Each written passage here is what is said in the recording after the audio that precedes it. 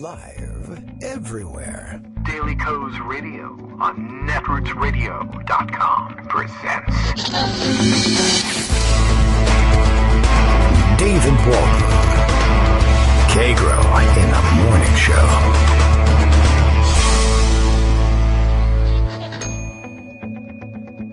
Now, here's David Waldman.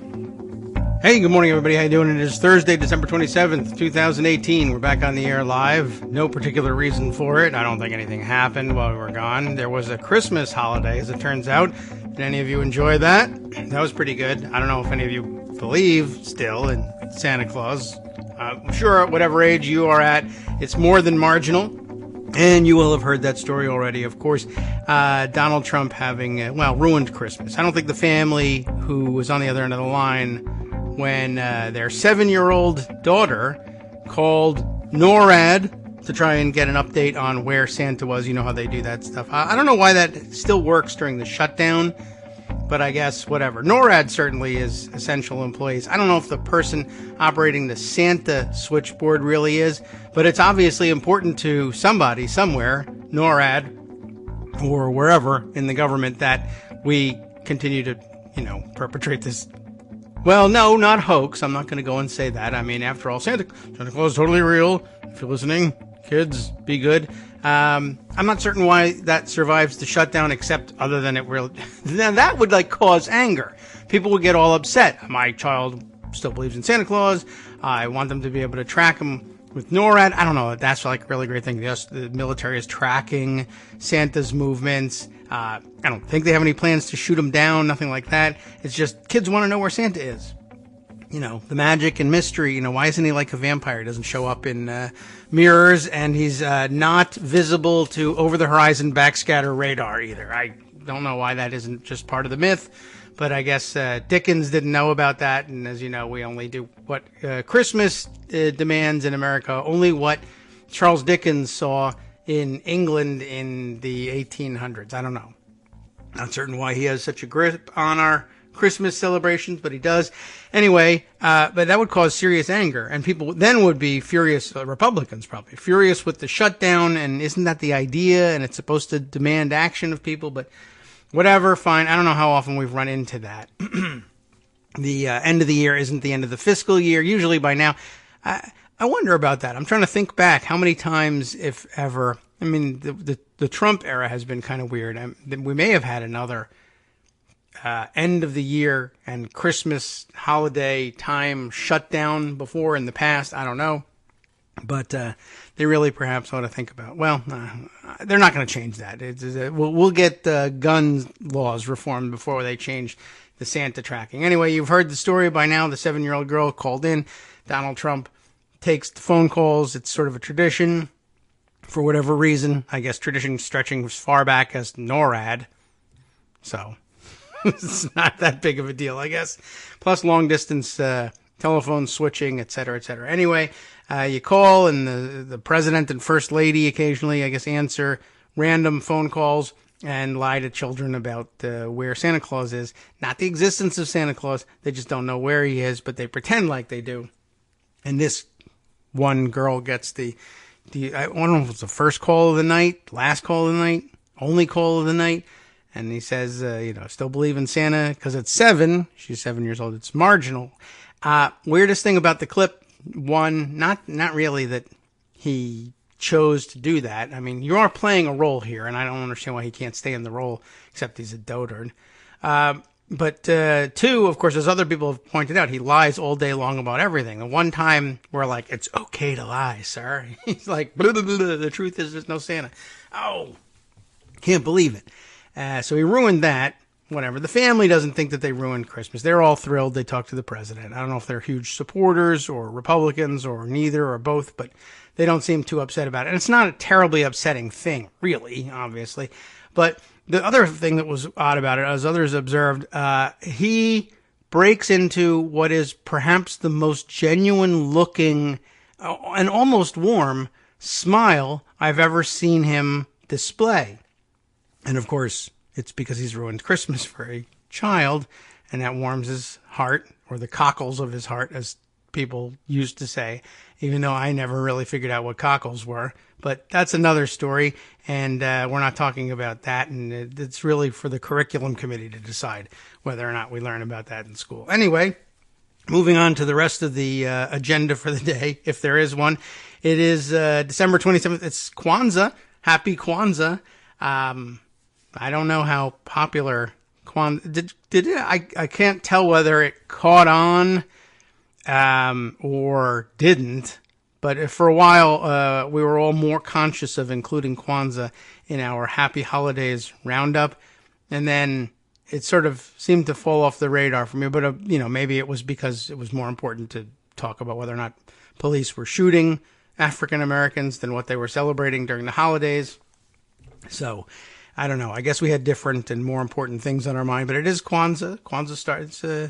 how do they determine when it starts? I don't think I know enough about it.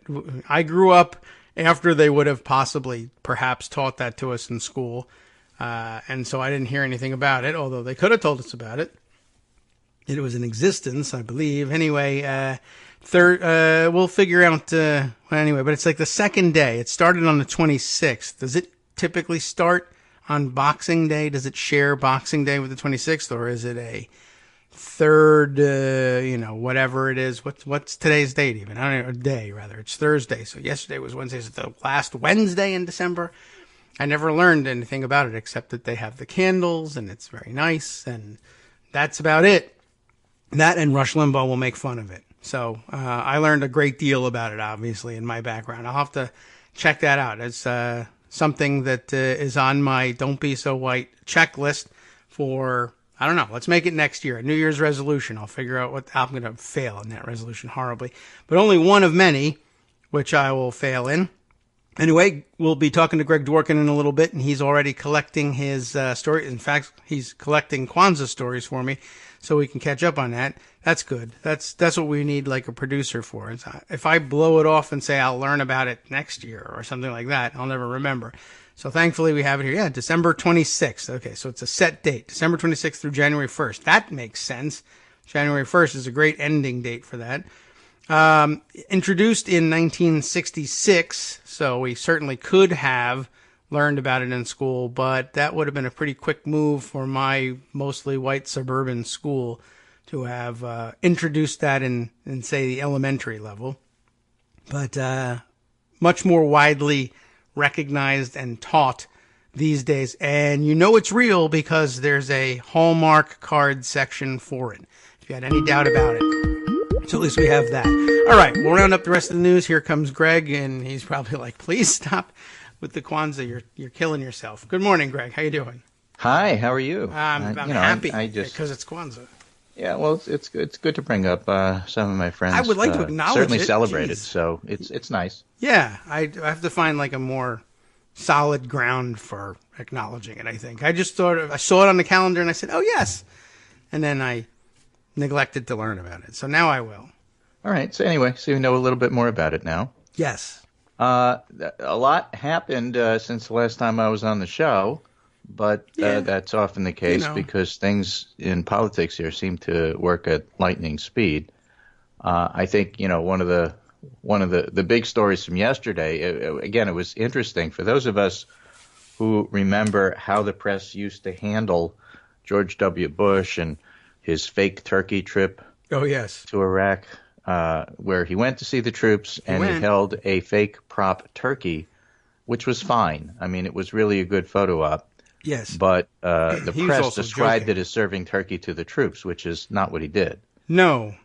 As it turns, I mean, not to be an apologist for George W. Bush, but I think I understand he thought it was funny to pick up the rubber turkey. Right. And walk around with it. It was good. It was a good photo op. And that's exactly right. And not to make too much of it one way or the other. My point only is how the media decides to cover it. Yeah, they decided that it would be a good thing to describe him as serving the troops, which really wasn't what happened in that photo op. So yesterday, Trump makes a surprise visit to Iraq. It wasn't a total surprise because plane spotters in the UK actually picked up Air Force One. In England they do train spotting. I mean, it's a thing. Right. There's this train at this time, and it's 35 seconds early. That's terrible. Yeah, they're wild out there. But they do plane spotting too. Right. And so on Twitter, somebody posted, "Oh, this looks like the call and the picture of Air Force One. I wonder if he's going to the Middle East." Yeah. So it turned out he was.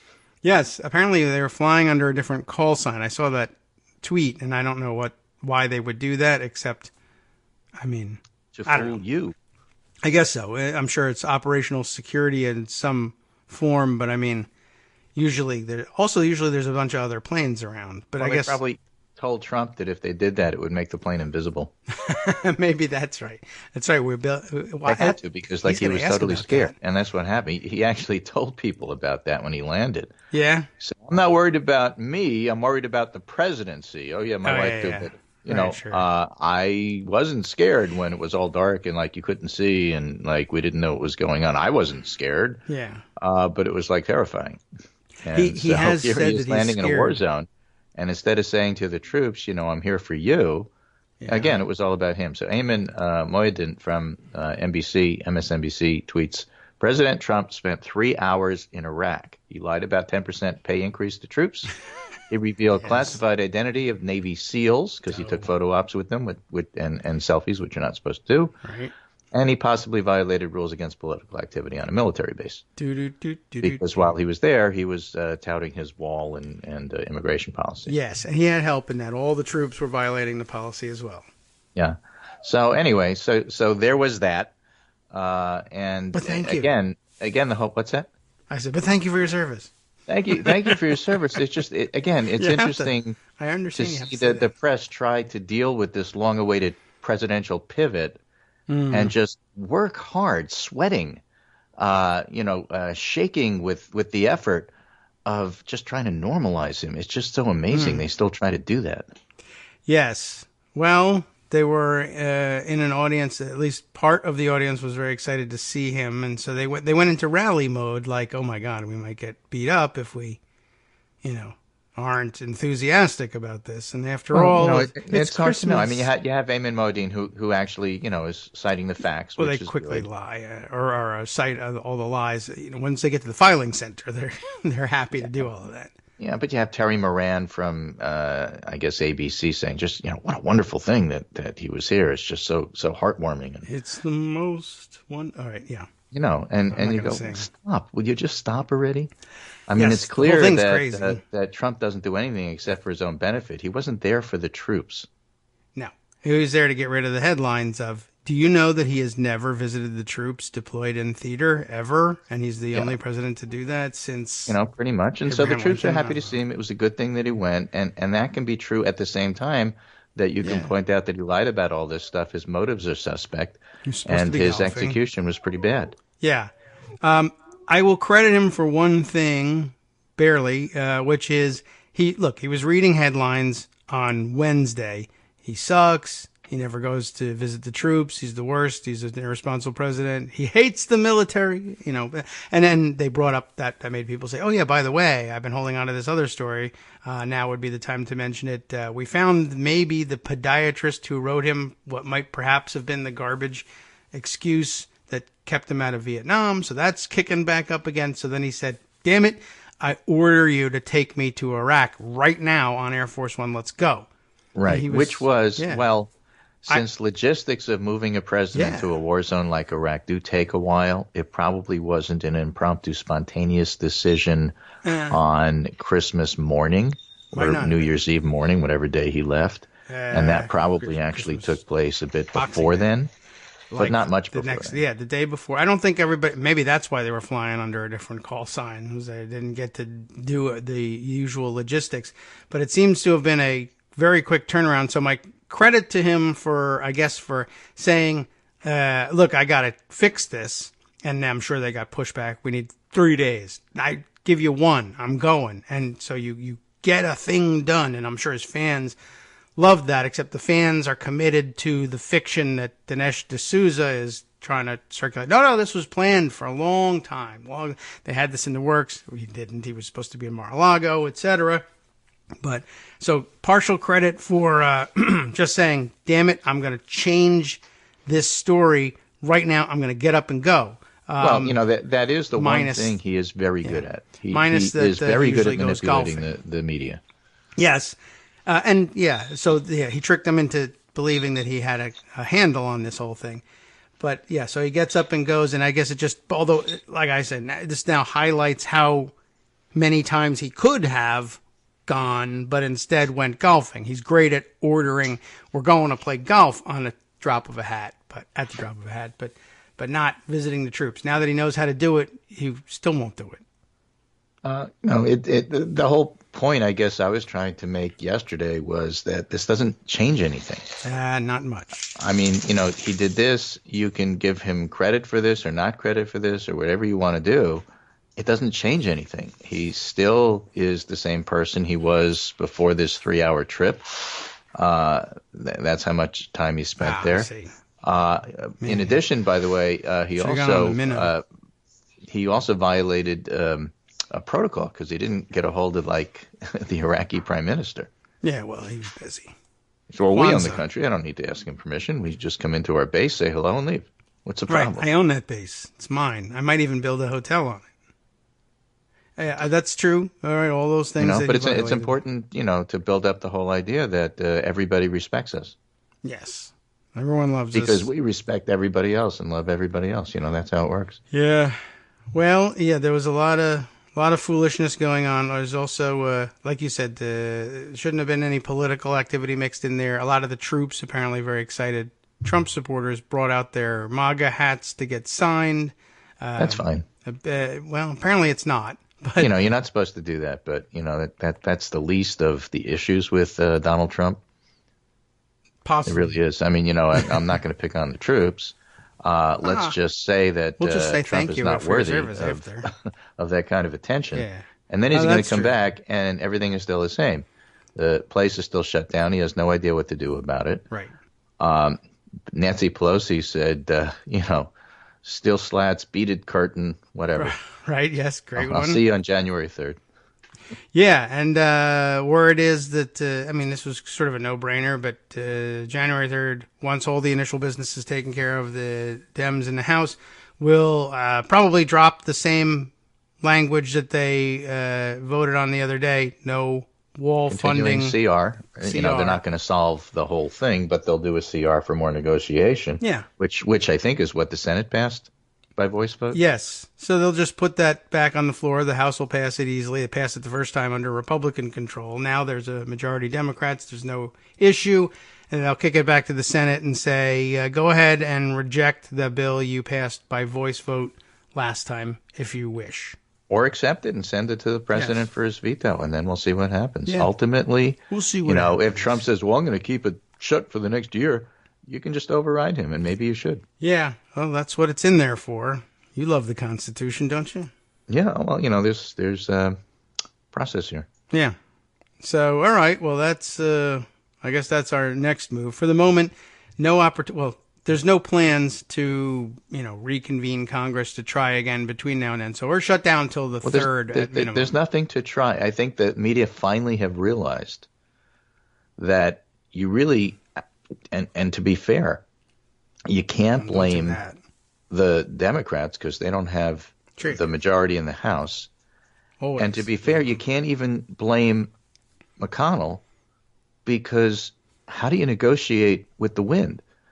Until Trump decides he knows what he wants and will stick to it, and McConnell and the Senate has a sense that he'll stick to it, they're not doing anything. Yeah, there's no reason to. They just did negotiate, and he that's why they adjourned. They didn't stay there to work. Well, no, they were never going to do that. But they had a deal, and he walked away from it without telling them. So, yeah, they're not going to. And then so McConnell said, fine, we'll adjourn. If you want us to come and work on something, you better give us something. Otherwise, bye. I'll see you when I have something concrete, and that concrete thing is going to come from Nancy Pelosi. And politically, what he's done is he set it up so that since the government is going to reopen at some point, then he's essentially saying, okay, Nancy won. I don't know why he wanted to do that. He didn't know he was doing that, perhaps. Well, she probably told him and he didn't listen. Oh, yeah, well, it's not for lack of opportunities to know it. It's just he's him. Yeah. So, it's very painful. I mean, one of the weird things about this country is that some things don't always work logically. And one of the things that doesn't work logically is that of all the different service branches, it turns out the Coast Guard is the one that winds up getting affected by this in terms of their paychecks. Oh, really? As opposed to the other services. Huh. That is odd. And he loves the Coast Guard. I mean, he says I love the Coast Guard more than he says it about others, because it goes without saying, of course, for the others. But the Coast Guard, he feels, is a junior branch. But they're the ones that guard Mar-a-Lago. And so when he wants to visit the military during the holidays, he visits the Coast Guard because it's, a couple 100 feet down the road from Mar-a-Lago, and he goes to the Coast Guard station. 42,000 Coast Guard members are the only military branch to work funny. without pay during shutdown, says this NBC News story that I haven't sent you yet, but I'm about to. It says, for us to be cast aside, this is hurtful. We put so much on the line every day, said Emily Garris, wife of a Coast Guard member and mother of two. People could be drowning out there. And we're like, oh, we're shut down. Unless legislation is passed, our military workforce will not receive our regularly scheduled paycheck for 31 December, Chief Warrant Officer Allison Conroy said in a statement to NBC News. And that's because the military funds, Department of Defense, funds most of the military, but the Coast Guard is funded by the Department of Homeland Security. So the Department of Defense money continues, but the Department of Homeland Security, remember, this is all about security. Yeah. Right? The shutdown is about security. So the Department of Homeland Security doesn't have any money, so they're going to have to let children die under their care on the cheap. Yes. Instead of doing the fancy way. I get you now. I see. I was confused about that, and I may have confused others about it. Other members of the military, because they're under the Department of Defense, which had an appropriations bill passed, because no one's going to not pass the defense appropriations bill. Right. They're getting paid because that part of the government isn't shut down. Homeland Security didn't get its funding, so it's shut down. They are essential. They're working. They're just not getting paid, just like everybody else. Non-essential people are not working and not getting paid. But if you're essential, you have to work and you don't get paid. Right. And if you're essential, even if you were on vacation, you get called back so that you can work without pay. Yeah, that's exciting too. There's just, that's what I mean about the whole thing as being kind of wacky. And the people who are affected by this, are like real people. So the whole idea is, I'll just shut down for a year. What do we care? Right. Till I get what I want, screw all of you. You're all probably Democrats. And he a lot of said that. Very good stories collected, and a lot of them tweeted around. Stories about the shutdown. Don't forget that there's lots of private sector stuff that has to shut down, and people who will therefore go without pay. As a result, usually the easiest to illustrate standby story, the private contractors who employ people to clean the offices of federal agencies, which are closed and no longer need cleaning or could pay for cleaning even if they wanted it. And so you have a large and somewhat marginal, in terms of their employment stability, workforce who not only were living paycheck to paycheck, but get closed, and now there's next to zero demand in their sector at the moment. So there's not even any temporary There's a Twitter hashtag called Shutdown Stories where you can read some of these things. This one is from Katie JB88. My husband is active duty Coast Guard. Everyone thinks the military is getting paid during the shutdown, but the Coast Guard is facing no pay on the first due to being DHS and not DOD. We live in New York City, pay over $2,000 a month in rent, have a toddler and one on the way. Shutdown stories. So these are the kinds of people that Trump, with his temper tantrum, is affecting. And, of course, he doesn't care because he figures they're all Democrats. Yes. And somehow being a Democrat justifies it. Yeah. That's the other weird part about it. Oh, well, he explained it. He's a Democrat, He's doing this to own the libs. All right. Well, I hope that someone buys us libs from him and sells us to someone who's a more caring person. Meanwhile, other weird things happen. Raw Story reported this one. A C-SPAN caller. C-SPAN is always interesting, and callers on C-SPAN are always interesting. A sailor went to C-SPAN. If not psychotic.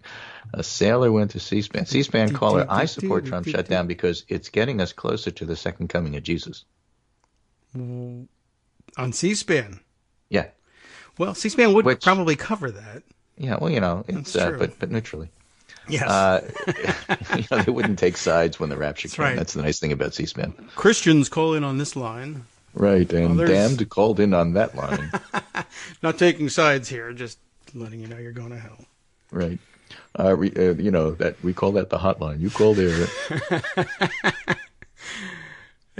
What's the independence? But there's also independence. Christians, the damned, and independents. Christians are there, the damned are there, and we have a third line for libertarians. Christians, please stop calling in on the independent line. It's not fair here. It's not fair. But it's a reminder that the Trump base actually is white evangelicals. We talked about this on the show, but sometimes you really need a reminder, and you wonder how come they're not changing? How come none of this stuff is putting them off? Because chaos is bringing them closer to the rapture. Stop expecting them to change. Yes. That's the Trump base. Okay. The rest of the Trump voters who aren't his hardcore base are actually peeling away a little bit. And there's story after story about how James Mattis firing and what's happening in Syria is actually making them extremely uneasy. But, again, a lot of this stuff still has to play out.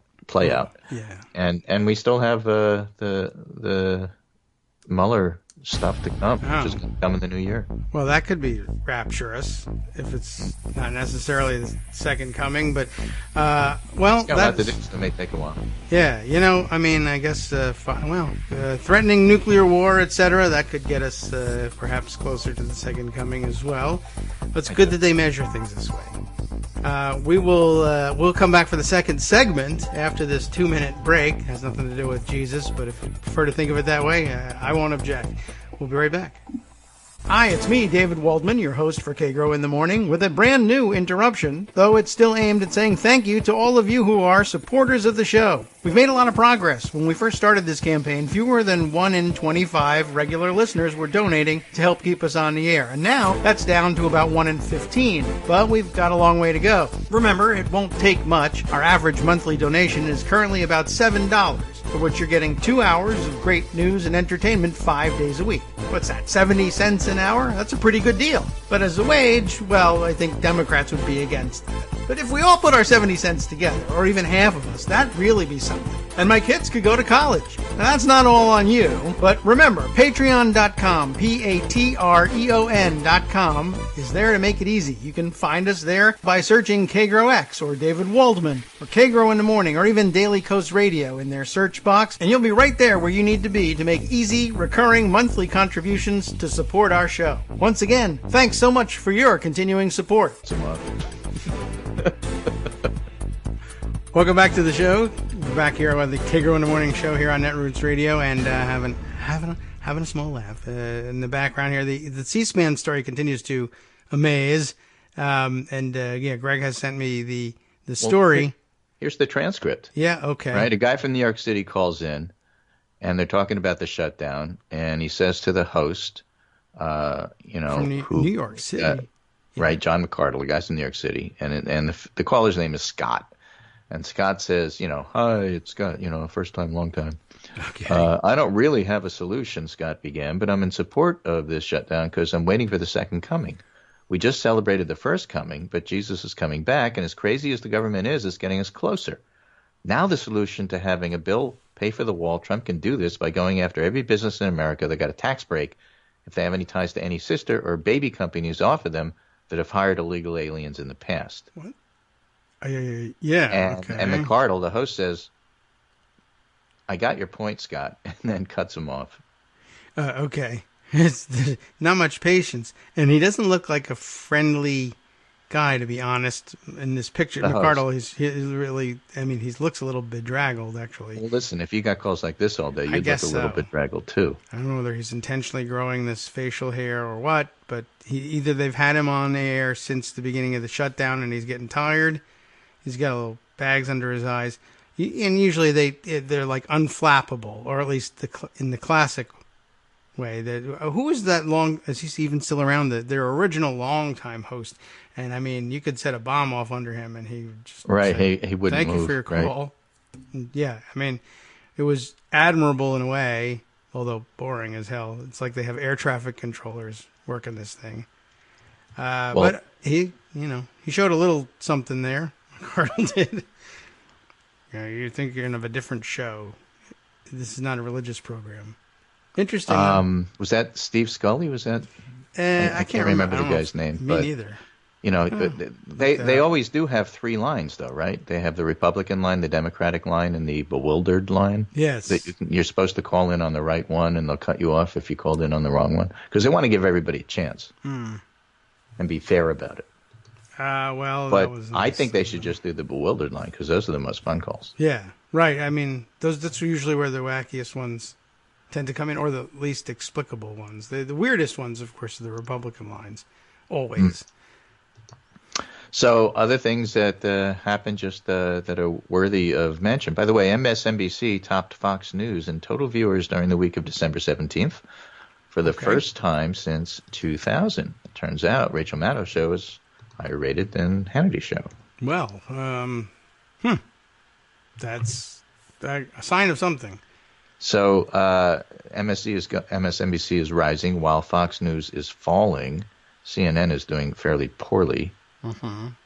And it's interesting. And again, part of the argument that people have been making, true or not, is that whereas the populists are sticking with Fox because they have the White Power Hour with Tucker Carlson as well as Sean Hannity, the traditional conservatives are getting turned off a little bit about this stuff, and they're not watching as much. And so, again, we'll see what kind of ramifications that has. Normally, it's just sort of gossip to talk about networks, but this is actually the propaganda arm of the Republican Party. And so, in that sense, it has a political context, and it's a bit important to talk about. Yes. So if their viewership drops, there's a twofold meaning to that. On the one hand, it simply may reflect how their viewers are feeling about how the Trump presidency is going. And on the other hand, the less people that watch it, the less effective propaganda network you can be. Yes, that's true. So we do have all of that. In the pundit roundup today, and I'm substituting for Tim, who's on vacation. Oh. I did yesterday, I did today, I'll be doing Saturday, so we're doing a lot of pundit roundup. So we get to read a whole bunch of stuff. Okay.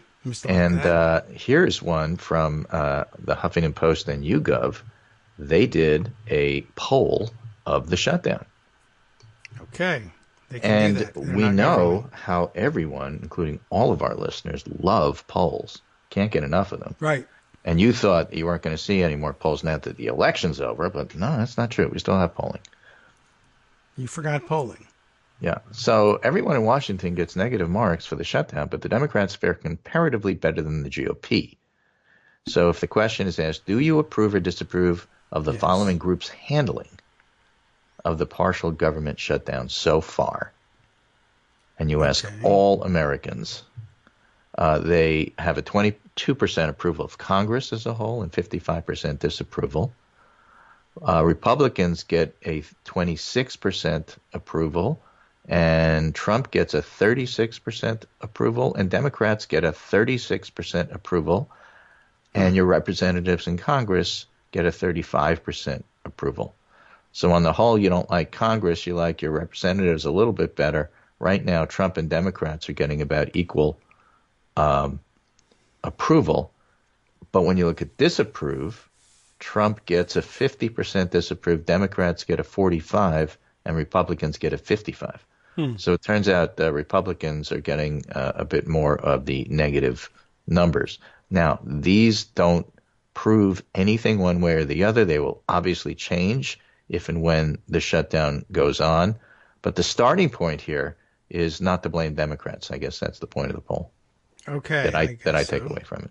Now, if I were called in this poll, and I see they're polling Congress as a whole, how do you feel? Congress as a whole, Republicans in Congress, President Trump, Democrats in Congress, your representatives in Congress. How do I answer that? It's a machine. Is it a machine poll or a live poll? I think it's a machine poll. So the machine tells me, what about, how do you feel about your representatives? Oh, well, then I don't take it. But your representatives in Congress, and I say, now, do you mean my current representative, Barbara Comstock, or you mean the incoming representative? Yeah. Well, you have now. It's about your current because you don't have the incoming yet.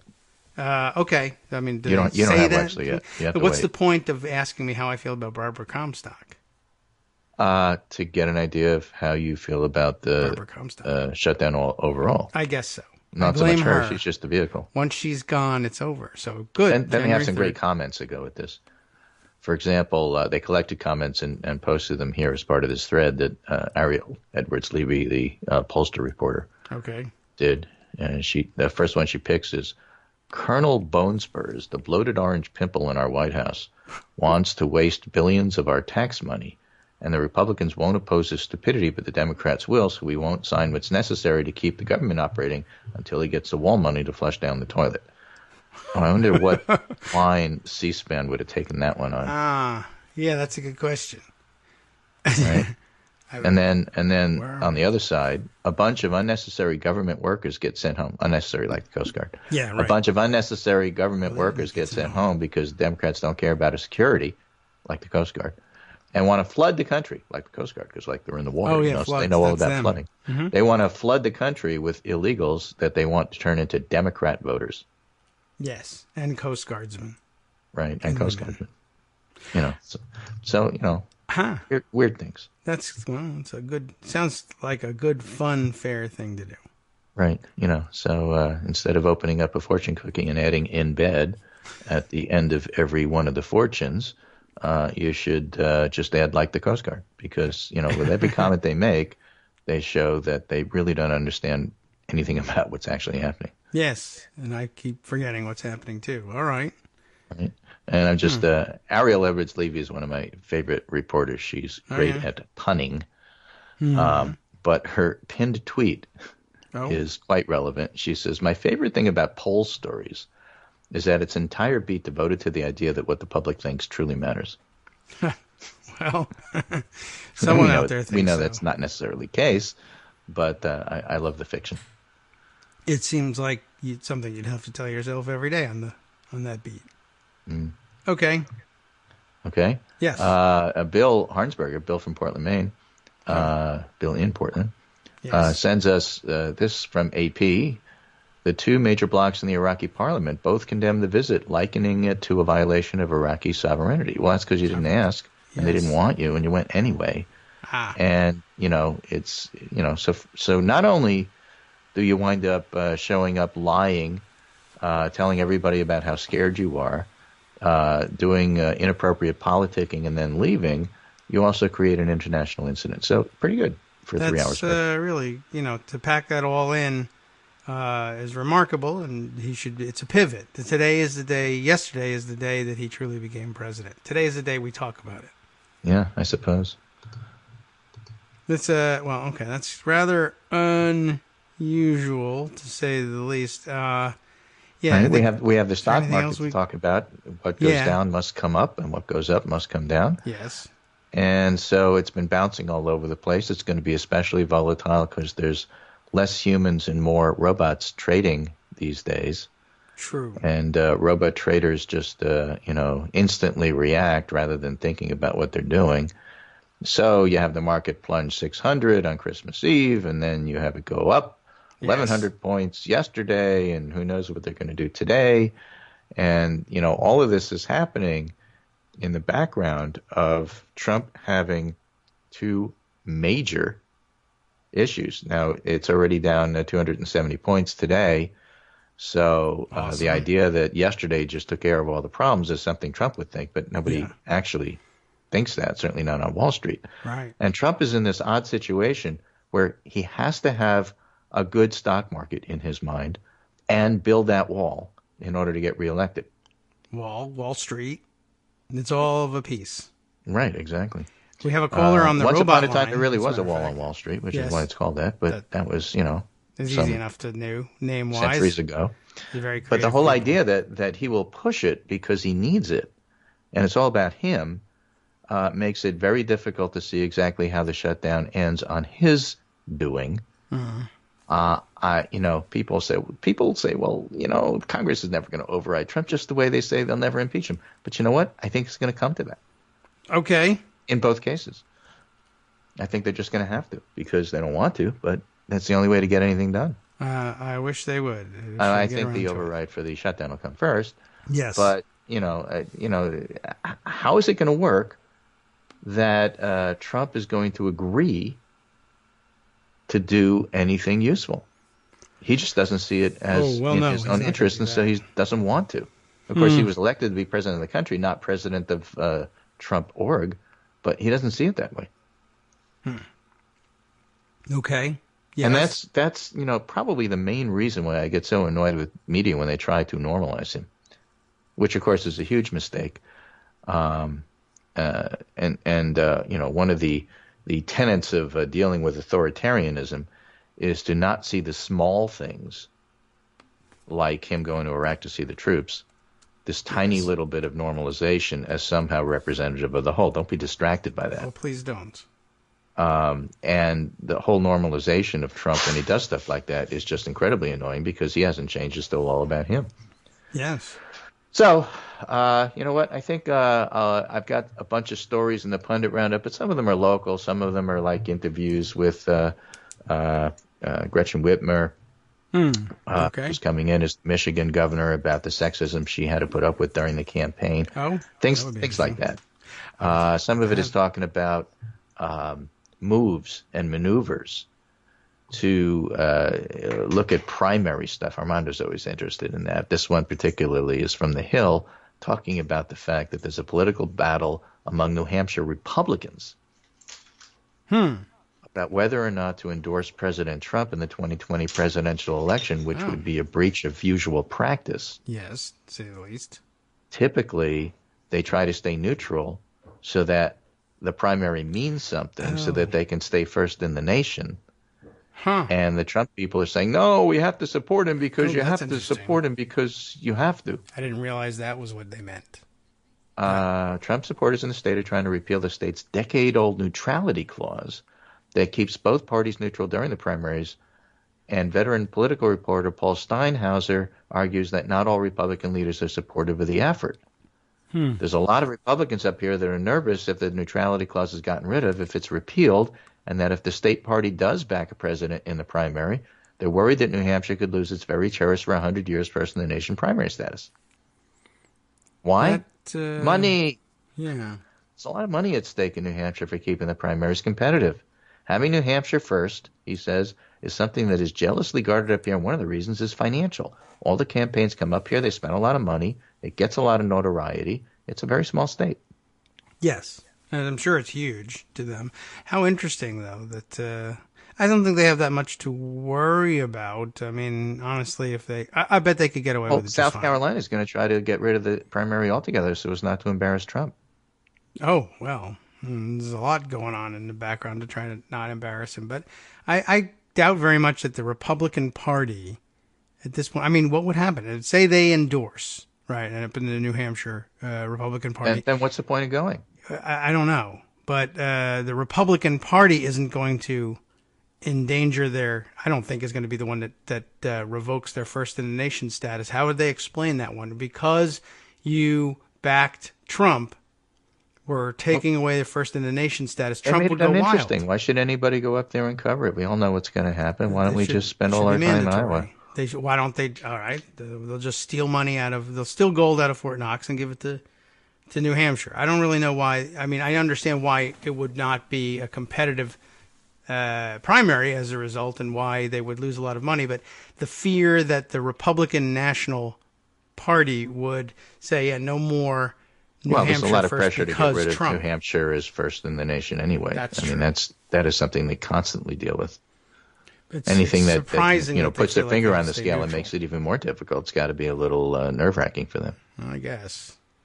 I'm wondering what. Well, I recommend that they try it, and that the party freak out and move their first primary. That way, that'll be happening.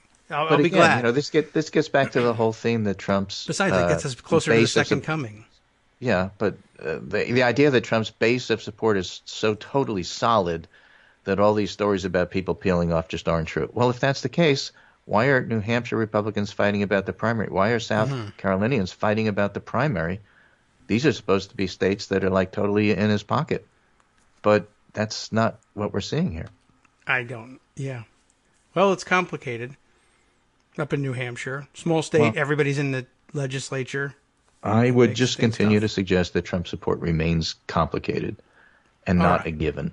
And if you're not a white evangelical, then your vote is up for grabs. Yes. There's a lot of hold your nosers who are not white evangelicals who don't see Trump as being one step closer to the rapture. And, if he screws up more, as he almost guaranteed to do because he is who he is, this is going to turn out to be important down the road. So I'll leave you with that. I'll leave you with the other stories in the Pundit Roundup.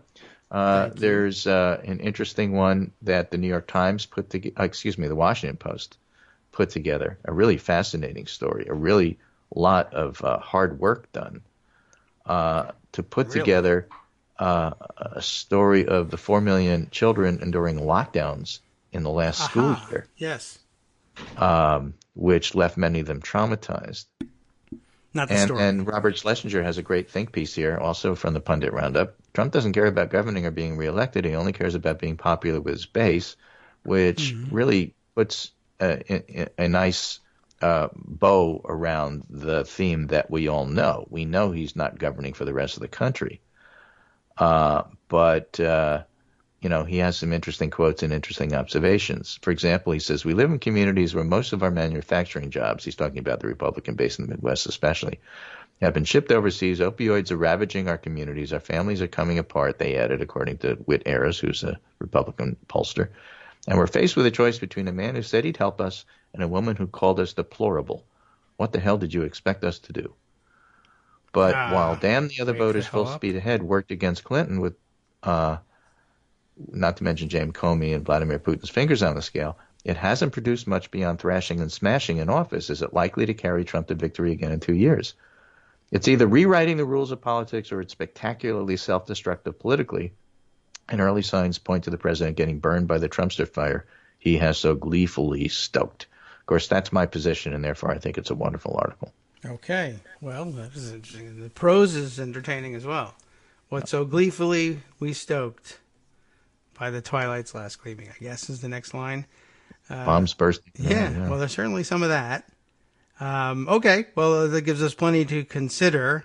And by the way, I was just told that we had a call earlier on the robot call-in line, and I figured out now why the robots traders on Wall Street are happy with the volatility, because it gets us closer to Skynet. So This is exactly what's it's spreading everywhere. You don't have to be a white. These are silver evangelicals, by the way, robots. Oh, nice. They're metal, as you know. And then one last piece here, which just fits in the theme, so I'll add it, and this is from AP. PEP Hes Gold. Trump's reluctant backers sour on his leadership and policies. This is from Michigan. They're less likely to call themselves conservative, less likely to be evangelical Christians, and more likely to have voted for Democrats in 2018. They are more educated, somewhat more likely to be women, more likely to live in suburbs. These are people who are just, they voted for Trump reluctantly, but they're not necessarily going to do it again. Who are these again, people? that goes with all of this. Let me give you that article directly. Yeah, I need to know who are these people. Make it easier for you. Well, they read like what we used to call Reagan Democrats. Oh, yeah, those are fake. The pictures make them look like Reagan Democrats. True, I see that. That knit hat and is that leather jacket? I can't. Well, it looks like a members only jacket. I don't know. Red Wings hat. Okay, yeah. And for you, just for your reading pleasure, because you like the prose, is Robert Schlesinger's piece about how Trump doesn't care about governing. All right. And then, of course, that wonderful Washington Post piece about the poor kids doing all the lockdowns. So that's what I'll leave you with. Trendsetting. And I'll be back on Monday? Will you be back on Monday? What the hell's going on? Oh, it's the New Year's. Is that New going to Year's be Day. New Year's Eve. Day? Oh, New Year's Eve. Yeah, sure. We'll do New Year's Eve. New Year's Day, Okay. Not so much. Besides, you don't come in on Tuesdays. Yeah, so I don't care. Right. I don't care what you do. If you don't care, I don't care. All but, right. But I'll see you on Monday. Very good. Thanks very much, Greg. All right. Yeah, All it's right. already Thursday. I forgot about that. Thanks again. We got us Alrighty, take started. care. You do the same. Have a good weekend. It's one of those weird weekend, a mid-holiday weekend. And, still Kwanzaa, so we can always get in on some of that action. Let's see. Where was I? There was something else right on as I was watching. Oh, yes, right. The lockdown story. I was interested in that one. I haven't read it yet, and I think it looked like a pretty in-depth piece. I don't think we're going to be able to fit it in today. I just note for the record, once again, so there's sort of the gun fail beat. Innovative and trend-setting again. It is what we used to call on our corner of the interwebs with one of our hashtags, the Lockdown Nation hashtag. I used to made some effort for a short amount of time. Couldn't keep up with both that and gun fail at the same time and just conduct the rest of my life. But noting how often schools did find themselves in lockdown, not even including the lockdown drills that they do as a matter of course and they're scheduled, but the number of unscheduled lockdowns going on around the country. I think they're a little overprotective with them, although, I suppose the the thinking is you don't want to risk anything. But I saw that there were an awful lot of school lockdowns prompted by things like an armed robbery within 1 mile radius of the school. So there's an armed suspect out there somewhere who robbed the jewelry store, and we don't know where he is, so they'll lock the school down. I guess on the theory that, an armed and dangerous person is near a school and you don't want him coming in and shooting up the school, though I don't I don't know that we've ever had any indication whatsoever that there was such a category of criminals out there, but eventually one will show up and you'll be the one that didn't lock the school down, and the guy who robbed the jewelry store and is being pursued by police flees to a school and decides to go out by, I don't know whether a hostage taking or just shoot a bunch of people. I guess nothing's beyond the pale anymore. It's just seems a little strange, and I guess we can hope against hope that day never actually arrives, but our trajectory, I guess, is such that eventually it will. So I suppose that's what we're going to have to put up with lockdowns until then. But, once again, I think, I don't know that we didn't popularize the hashtag the same way that we did with gun fail. Gun fail, at least I know, got seen by an awful lot of reporters and began to change the way that they reported on gun violence, not because they were watching me tweet it, but because other people were sharing it and it got shared around. And that's the beauty of Twitter, is you don't necessarily, it's not necessarily about hearing it directly from the source. It's just making sure that it's injected into the bloodstream somewhere in ways that will reach reporters, and reporters will begin to realize, they'll see one of these tweets and say, what is this gun fail hashtag? And they'll look into it and they'll begin to see, oh my gosh, accidental shootings are actually a huge problem. Don't think we got to that level with Lockdown Nation, but that was clearly where we were going to have to go next with the reporting. So there we go. We bring it to you ahead of time. It wasn't necessarily a production of our radio show here, but in my all-encompassing umbrella. As you know, like Donald Trump, I look at all of the pieces of my vast empire as under my particular control and attributable to my particular genius. How about that? I don't know. That sounds pretty good.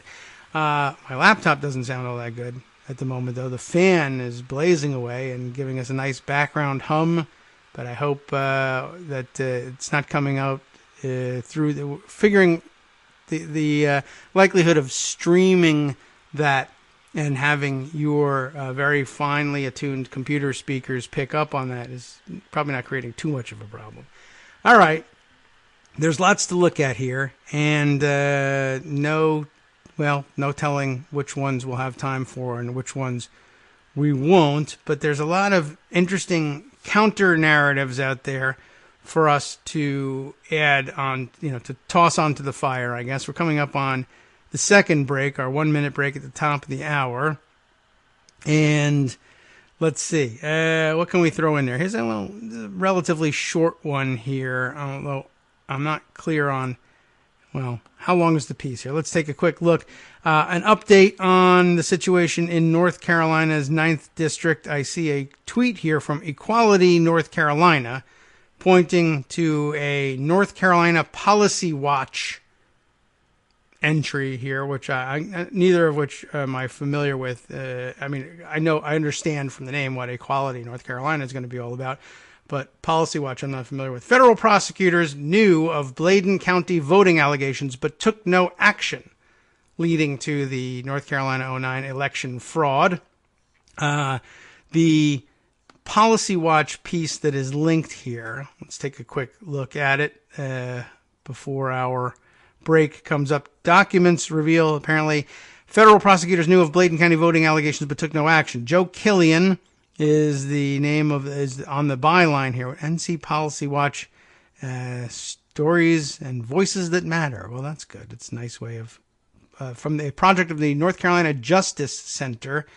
This North Carolina Policy Watch, the NCSBE, the State Board of Elections, investigation of the above complaints began. I'm sorry, is this a screen grab? Yeah, of the exhibit in the case here. The State Board of Elections compiled evidence and interviews detailing a systematic ballot fraud operation in Bladen County 2 years ago, well before the current controversy that seems likely to force a new election in the 9th Congressional District race. It's the wrong answer, but there it is. The board forwarded their information in a detailed summary to state and federal prosecutors. According to 278 pages on multiple investigations released by the state board this week, no prosecutions resulted. Instead, McCrae Dowless, you remember his name in all of this, a convicted felon, influential political operative, he's both, and Bladen County elected official, was allowed to expand the for-profit ballot harvesting operation, and again, they have to come up with a new name for that is now making national headlines. And it wasn't until Pastor Mark Harris narrowly bested, put that in scare quotes, incumbent Representative Robert Pittenger in the May Republican primary, and then appeared to defeat Democrat Dan McCready by just 905 votes in November, that the extent of Dallas's operation was exposed. We'll perhaps read up more on what they missed out on after this short break.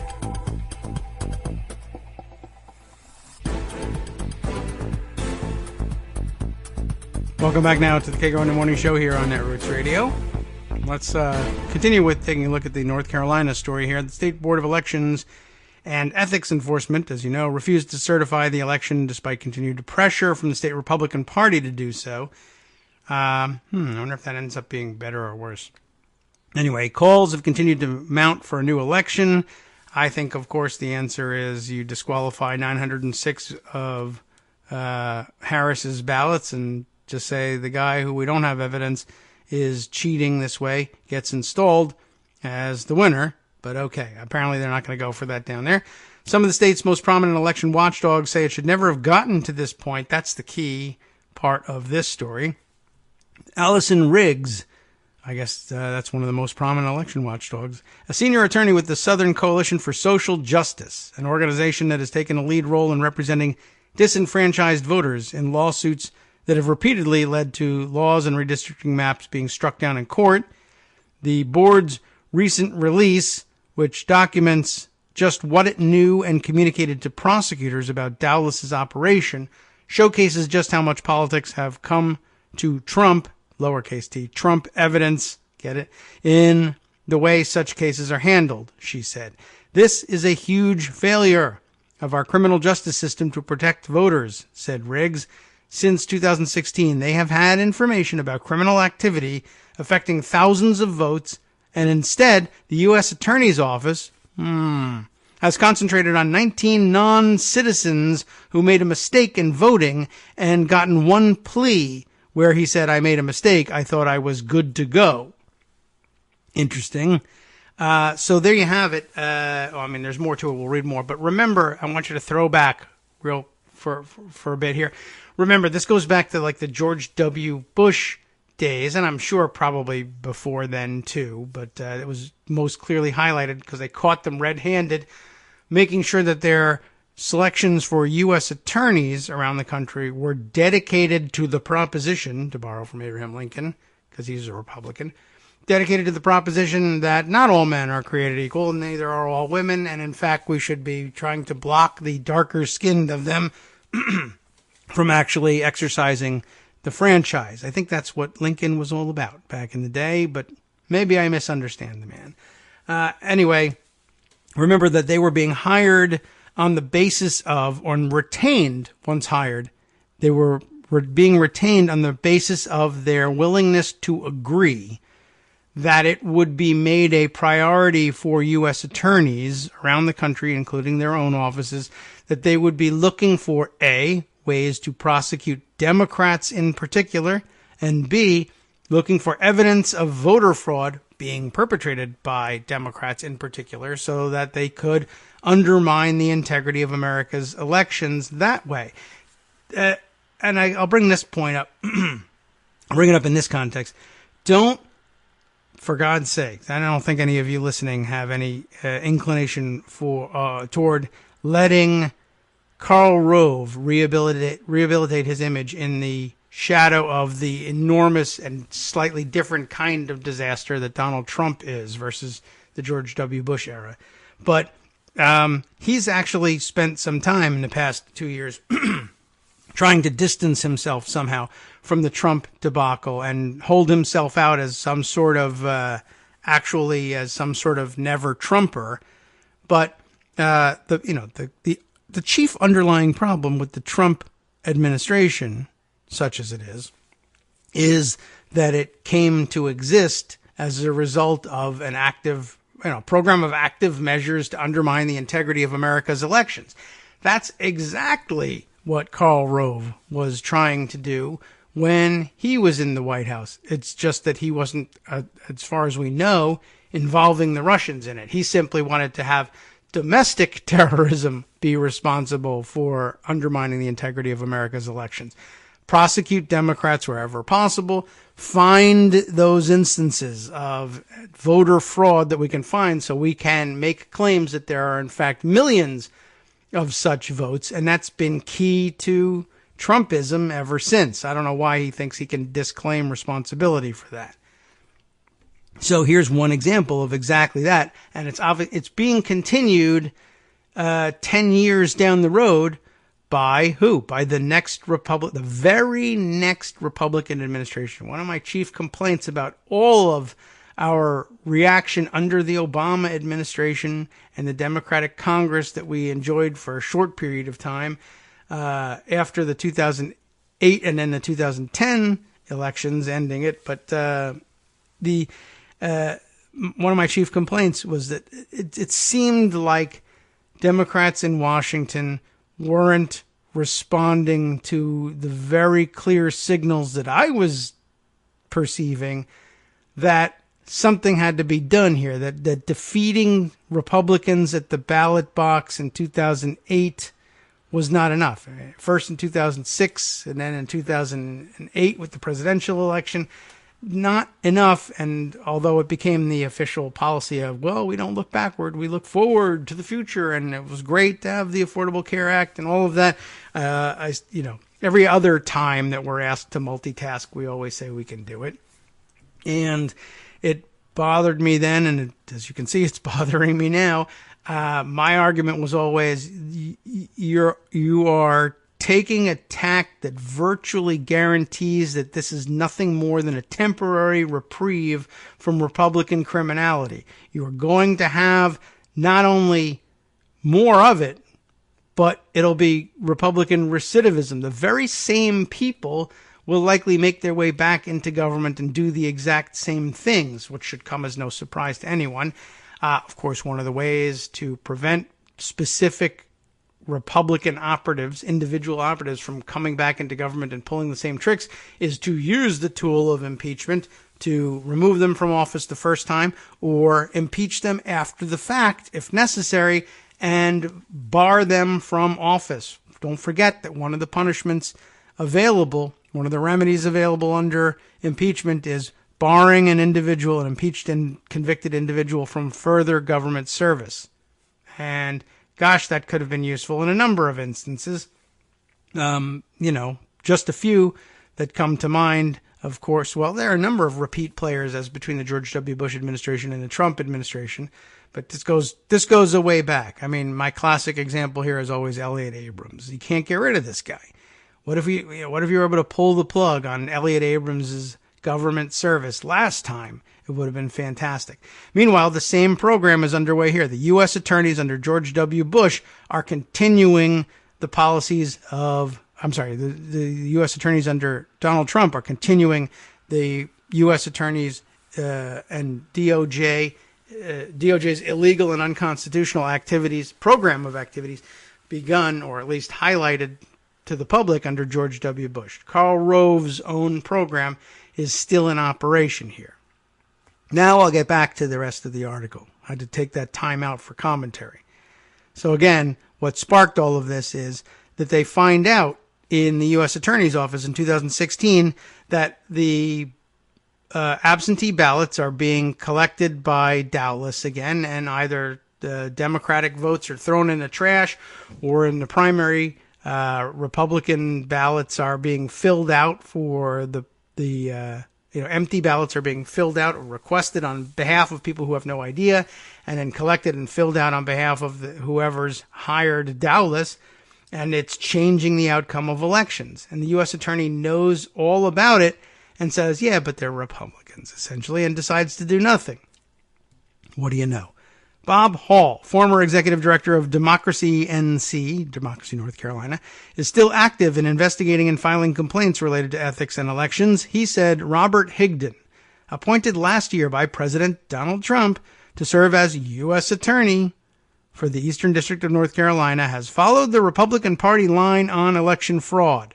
Don't forget that that's a party line, and it goes back a long way. That means pursuing cases that advance the GOP narrative of supposedly rampant voter fraud by non-citizens and convicted felons, Hall said, while essentially ignoring much more complicated and statistically prevalent fraud by convicted felons, like McCrae Dallas, like absentee ballot tampering. He's a convicted felon. Why are we not following this guy? And why does he get the vote, by the way? What's the North Carolina law there?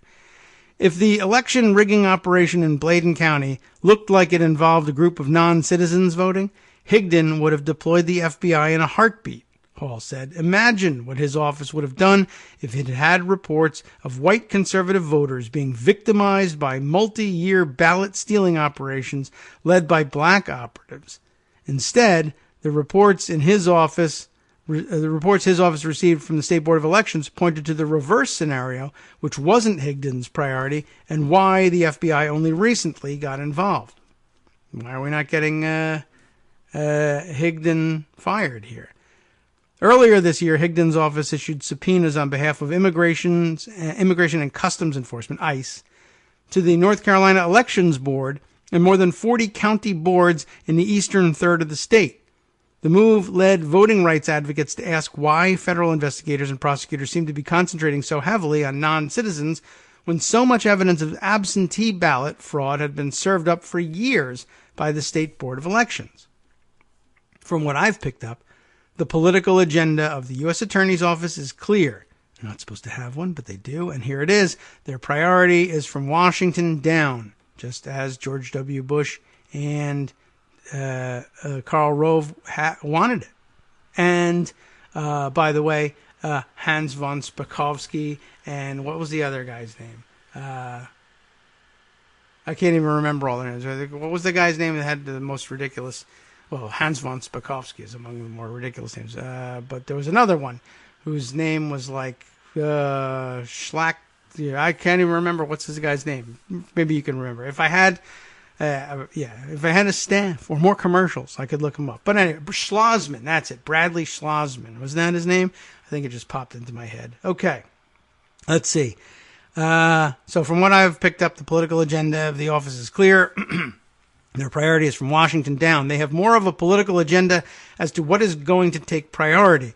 There have been efforts to get them involved, to get the FBI involved in all of this much earlier. Let's read on a little bit more. There are 100 counties in North Carolina. The State Board of Elections currently has 4 investigators to look into irregularities reported across the state in nearly every election.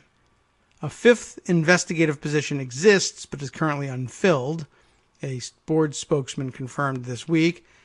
Federal prosecutors really have more resources and better tools to investigate crimes in rural areas where everybody knows everybody, and people are not ashamed of what? I'm not sure, but Hall said the bad guys will just lie. That part. Lie to investigators from the Board of Elections. They're not intimidating enough to some of these characters. You really need the resources of the U.S. Attorney's Office, I see what you mean, and the FBI to put pressure on some of the lower level people to get them to spill the beans on how this operation works and flip on the bigger fish. I've heard that plan before. But the political will has to be there, Hall said, especially in complicated cases like the one in the 9th District, which isn't even all that complicated, it seems. But he says, where there are many moving pieces, multiple potential offenders, and a long history of apparent violations. Sometimes it's hard to get that smoking gun in some cases, Hall said, so I think they look at the easier thing.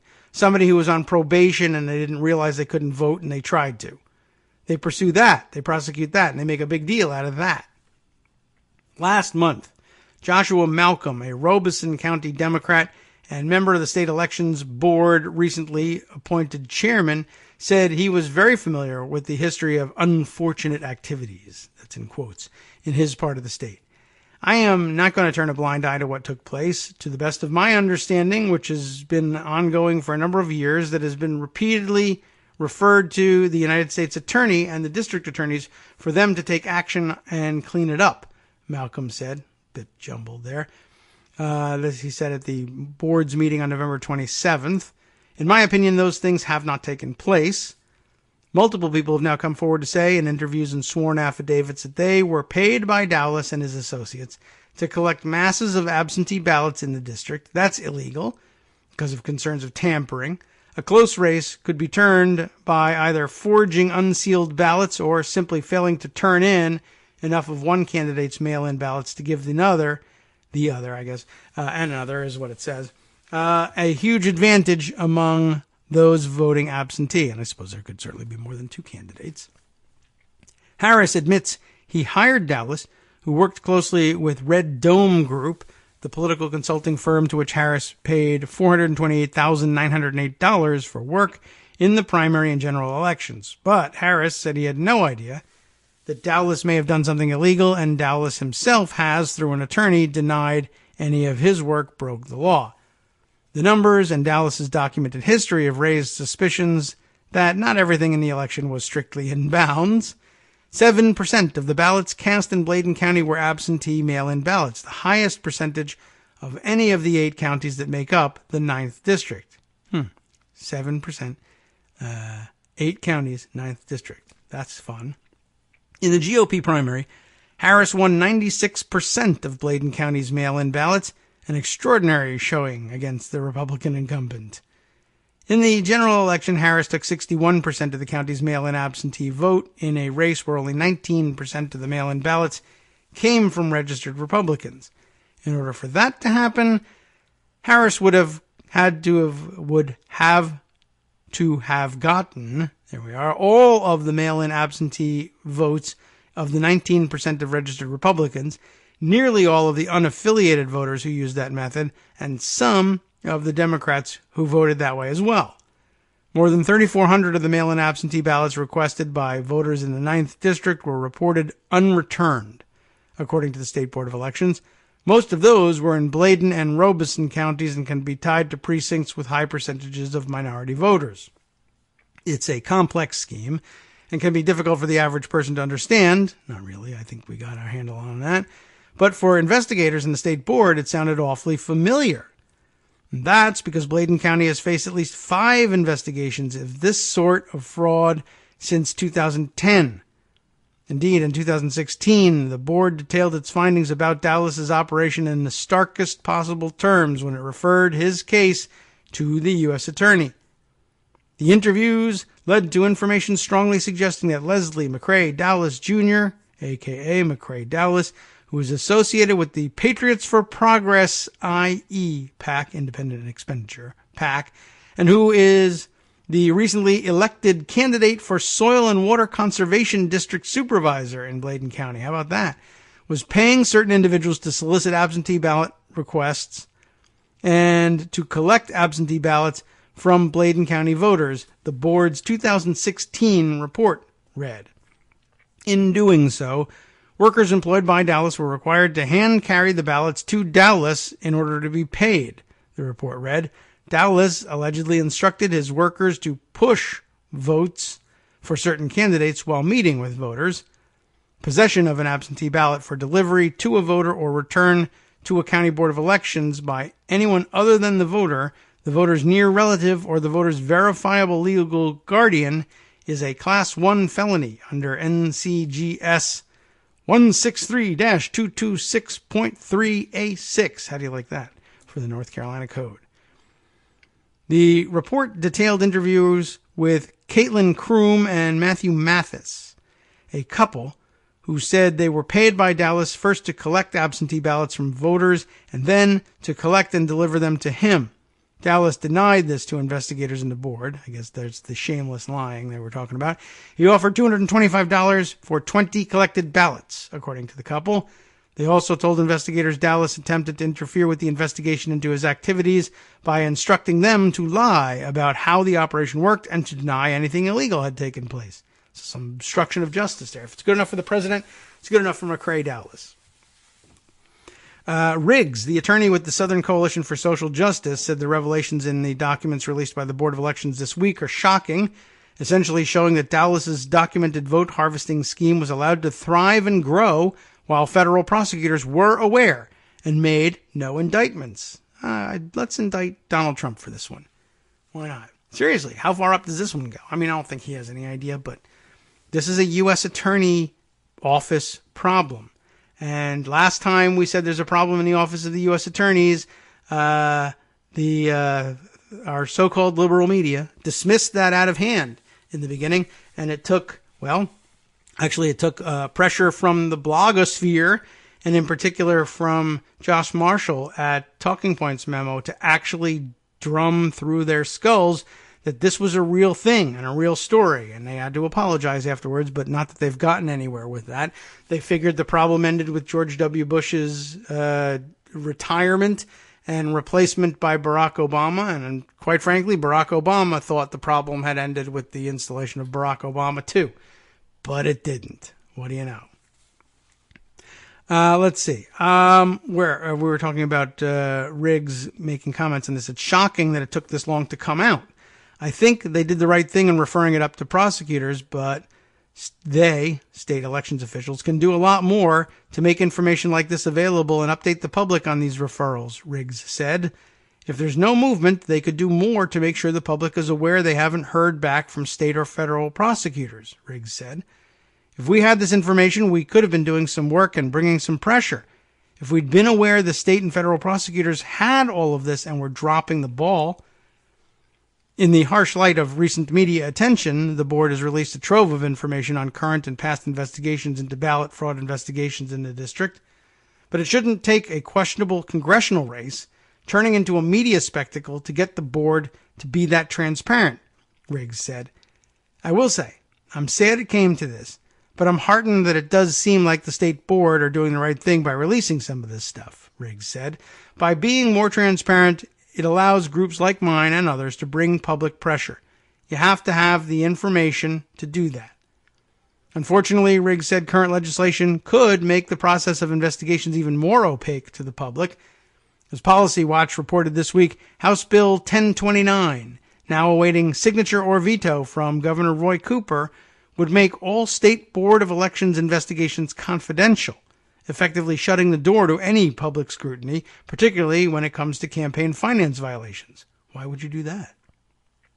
Well, you would do that if you wanted to cover up your campaign finance violations, I guess.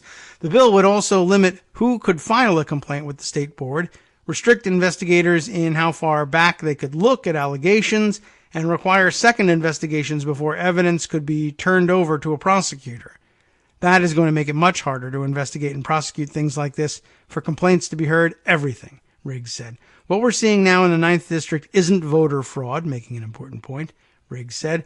The voters haven't done anything wrong. It's vote theft. We have the laws on the books to deal with it. We don't need new laws making it harder.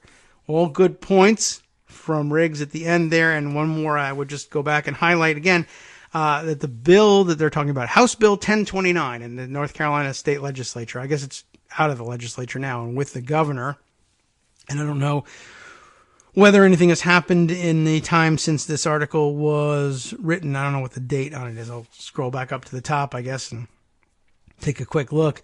The 21st of December. So it's possible that the governor has made his decision already, but we'll have to look into that. Because look at this. The bill would, in addition to limiting who could file a complaint, this part got me, restrict investigators in how far back they could look at allegations and require second investigations before evidence could be turned over to a prosecutor. So I'm concerned here, considering that we've just outlined that this is a continuation of a program on the part of the U.S. Attorney's Office, anyway, a continuation of a program that, A, is now, 10, 12, 14 years old, maybe even older than that, and one that we thought we were rid of by changing administrations. But once again, just to reiterate the point, we only put in stasis. In other words, you're only really, I guess you're only entitled to free and fair elections when there's a Democrat in office, in control of the federal law enforcement apparatus.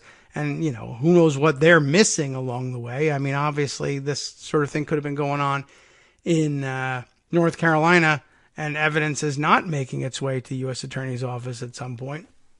But I would want to look way back here. I think the inclusion in this storyline of the U.S. Attorney's Office demands linking it back to the George W. Bush days and making a big deal of that. And I don't know that we have the platform to do that right now. But look, and there's so many other things to be paying attention to. I know it's hard to single this one out, but it seems fairly critical. I mean, even if you're willing to settle for a reality in which there's law and order in the country under a Democratic president, and there's not under a Republican president, it's out the window. One of the chief obstacles to getting law and order every once in a while is going to be the fact that they can just cheat and keep Republicans in office, and we're just going to have to live with it for as long as they're in office. And until a Democrat can somehow squeak into the White House, we have no prospect of living under a lawful and constitutional regime. That sounds like a bad prospect to me. I don't like it. That's not the way I wanted things to set up. All right. Well, we talked our way through another segment, and we're on our way into another break. But, we'll look for a couple more short stories that we can throw in there and get on the record before throwing things in the last segment to some of the longer reads. How about this one? Did you remember seeing just before Christmas and just following the end of congressional work on, doing nothing and getting into the shutdown? You remember the tweeted photo of Donald Trump sitting at his otherwise empty desk with a giant stack of bills. I look at all the important things I'm signing here because I'm such an important president. And I think that he had something like, it's 27, 20, 30, 40, something. 37 sticks in my head. I'm not sure if that's the right number. He had a stack of bills to sign. And we may have gotten in before taking the break, or perhaps in our recorded show on Monday, the fact that some 75% or so of the bills stacked up on his desk were, in fact, for naming post offices rather than doing anything of substance. And then there was some reports even that the bill he had in front of him for the picture that he was signing might actually have been a blank piece of paper, although why, that would have been necessary. I have no idea. I guess unless the White House knew that there were 37 bills on their way to his desk, and before the day ended, they wanted the photo out there, but the bills hadn't made their way to his desk. That's entirely possible. They hadn't been enrolled and sent to the White House yet, so they just took out some blank spares and stacked them up on his desk. This is what it's going to look like when those bills get here. That would explain having a blank one in front of him anyway. But yeah, it's something like 24 or 25 out of the 37 were for post office renamings. And there was one in there, I think, renaming the post office in, the Seattle area, maybe perhaps, for Jimi Hendrix, which sounded like a fun thing to do. But there was another one. Trump signs a bill, according to the Monday report from CNN. Trump signs a bill naming a post office for Captain Humayun Khan. I don't know how I've mangled his first name again, but we're talking about Mr. Kaiser Khan's son, who you remember, of course, he was singled out and attacked by Donald Trump during the conventions. Yeah, he got a post office. Hi, everybody. It's me, David. Let's change things up from the old fundraising pitch for just a minute and talk instead about how you can be a part of our show. If you've got a smartphone or any other electronic recording device, why not sit down and record a segment for us? Read us an important article and give us your take. Or read one of your own original essays, or even just give us your commentary on something you'd like to share that's important to you. Then send the file to me at kagrox@gmail.com, and I'll try and work it into the show. Short segments, a few minutes in length, are easiest to fit in. And of course, I can't always guarantee that I'll be able to play everything, but if you've ever shouted at your radio or TV about something you wish was being covered, here's your chance to change that. Make the show your own. Send your submissions to me at kagrox@gmail.com.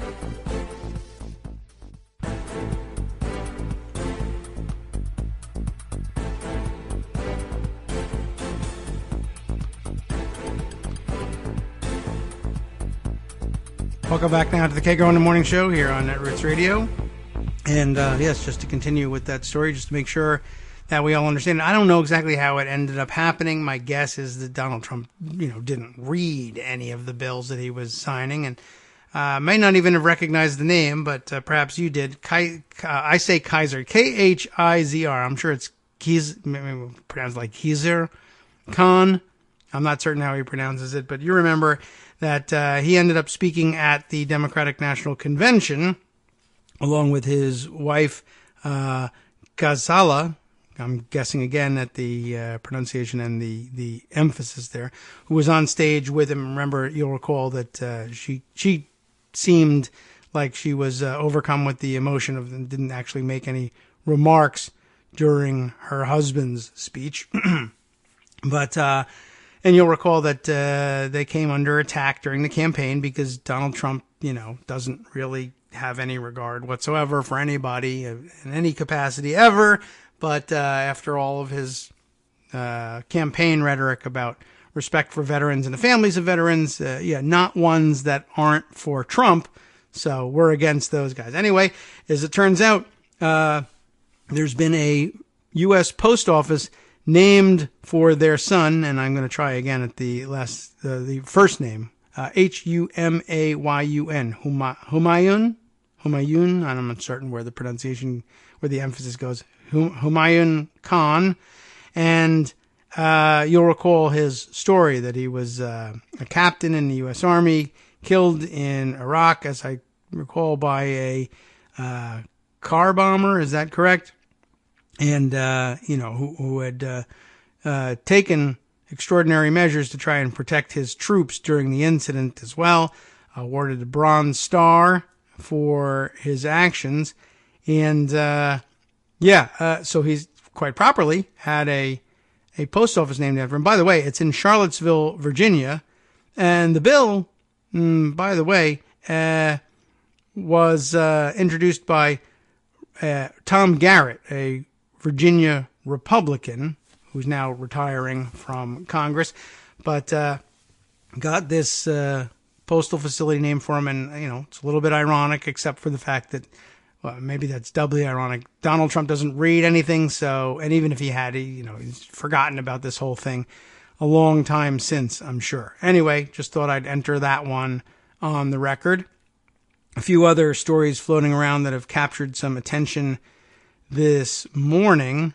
I thought it was a little unusual. I noticed I had mentioned Josh Marshall and Talking Points memo earlier in the show, and they're reporting on the surprise Iraq visit, summed up in this tweet saying, Trump's surprise visit spurs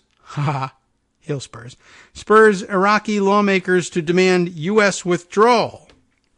So they're actually so annoyed at the stunt that they figure they'll jump on the bandwagon. Maybe it's a smart thing to do. If withdrawal is what they want, now is a good time to get it, given that Trump is committed to the withdrawal from Syria and from and drawing down half the troops in Afghanistan as well. It might be time to get everybody out of Iraq after all. And besides, of course, he's now also committed to the position that ISIS has been totally and utterly defeated. So what would be the necessity of staying? So let's take a look at this one. It's actually an AP story that is running at TPM. TPM is tweeting it around, and, from the Twitter feed, you can't tell what content is theirs and what content is aggregated, but I guess we should have guessed. TPM didn't send anybody to Iraq. It's an AP story. Instead, Philip Issa, or perhaps he says Issa, ISSA, just like the former congressman, no, almost former congressman, anyway. Iraqi lawmakers Thursday demanded U.S. forces leave the country in the wake of a surprise visit by President Donald Trump that politicians denounced as arrogant and a violation of Iraqi sovereignty. Politicians from both blocs of Iraq's divided parliament called for a vote to expel U.S. troops and promised to schedule an extraordinary session to debate the matter. And, Bill had tipped us off to the news that both of the blocs in the Iraqi parliament were upset with the visit, but I didn't know that they were calling for expulsion of U.S. forces. Parliament must clearly and urgently express its view about the ongoing American violations of Iraqi sovereignty, said Salam al-Shimiri, a lawmaker loyal to the populist cleric. Populist, I'm laughing at too. Cleric, also a fun word for us. But that populist cleric, Muqtada al-Sadr. Anyone remember that guy? Trump making his first presidential visit to troops in a troubled region Wednesday. So that doesn't count Coast Guard at Mar-a-Lago. Said he has no plans to withdraw the 5,200 U.S. forces in the country. So now we got controversy. I have no plans to, but I might just do it. Containing foreign influence has become a hot-button issue in a year that saw al-Sadr supporters win the largest share of votes in the May elections. Al-Sadr has called for curbing U.S. and Iranian involvement in Iraqi affairs. That would seem to be a winning position in Iraq, I would think. U.S. troops are stationed in Iraq as part of the coalition against the Islamic State group, and we don't need that anymore. American forces withdrew in 2011 after invading in 2003, but returned in 2014 at the invitation of the Iraqi government to help fight the jihadist group. But after defeating IS militants in their last urban bastions last year, Iraqi politicians and militia leaders are speaking out against the continued presence of U.S. forces on Iraqi soil. Qais Khazali, I'm murdering the name, no doubt, the head of the Iran-backed Asaib al-Haq militia, that fought key battles against IS in North Iraq, promised on Twitter that Parliament would vote to expel U.S. forces from Iraq, or the militia and others would force them out by, quote, other means. Ew. So I wouldn't be opposed, in theory, to leaving under those circumstances. I mean, I would rather leave under friendly circumstances like, thanks, we defeated ISIS. Thanks for your help. See you later. And we could have gotten that. But instead we got this. Why? Because Trump was angry about being criticized about not visiting the troops, so he pulled an impromptu drop in, and he didn't follow any of the protocols, and another president could have smoothed this over, but not Trump. Well, let's see. Is there more that we need to know here? Khazali, by the way, jailed by British and U.S. forces from 2007 to 2010 for managing sections of the Shia insurgency against the occupation during those years. His militia is represented in Parliament by the Binaa, I'm hoping I'm pronouncing that right, B-I-N-A-A, Binaa bloc, a rival coalition to al-Sadr's Islah. Binaa favors close ties with Iran, really, and is aligned with Tehran on regional political issues. Trump spent 3 hours at a U.S. air base meeting with American troops during his visit. The president defended his decision to withdraw 2,000 U.S. forces from neighboring Syria, saying the U.S. military had all but eliminated IS-controlled territory there. He left without meeting any Iraqi officials, though he spoke to Prime Minister Adel Abdul Mahdi by phone. The Prime Minister's office said in a statement after Trump's visit that, quote, differences in points of view over arrangements led to a face-to-face meeting between the two leaders to be scrapped. I see. Al-Shamiri said Trump's visit violated several diplomatic norms. Yeah, well, his whole presidency violates several of those. All right, another small-scale story I just thought I would note for the record. Doesn't mean that much in the grand scheme of things, but this one I saw fly by from, let's see, let me get my source here. It's SFDB on Twitter, who tweets a lot of, helps us in continuing the gun fail tradition, but has a broader mandate, let's say, than just gun accidents. Asking question, how many good guys with real guns does it take to stop two men shoplifting nail guns? The answer in our NRA world is 6, with 2 shooting out the tires of the getaway vehicle. That sounds pretty exciting, don't you think? Here's the story reported by the AP, and bare bones thing. Let's see.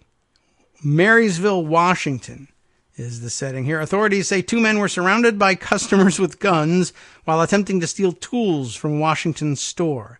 This is, remember, this is the fantasy of all concealed carriers, that they're going to stop serious crime. Now, shoplifting is not one that I don't know what the rules of engagement are, and the problem is nobody does.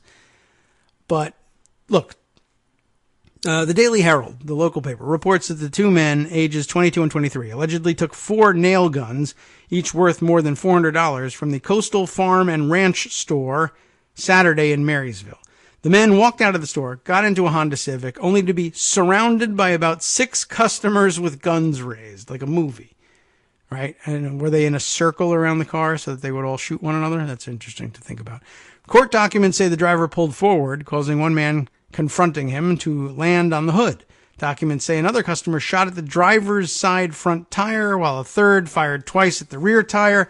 Marysville police found the vehicles, the suspect's theft suspect's car, unoccupied about 3 blocks away, with 2 flat tires and the tools inside. Both men were apprehended after a search. So, not a terrible outcome here. Nobody got shot accidentally.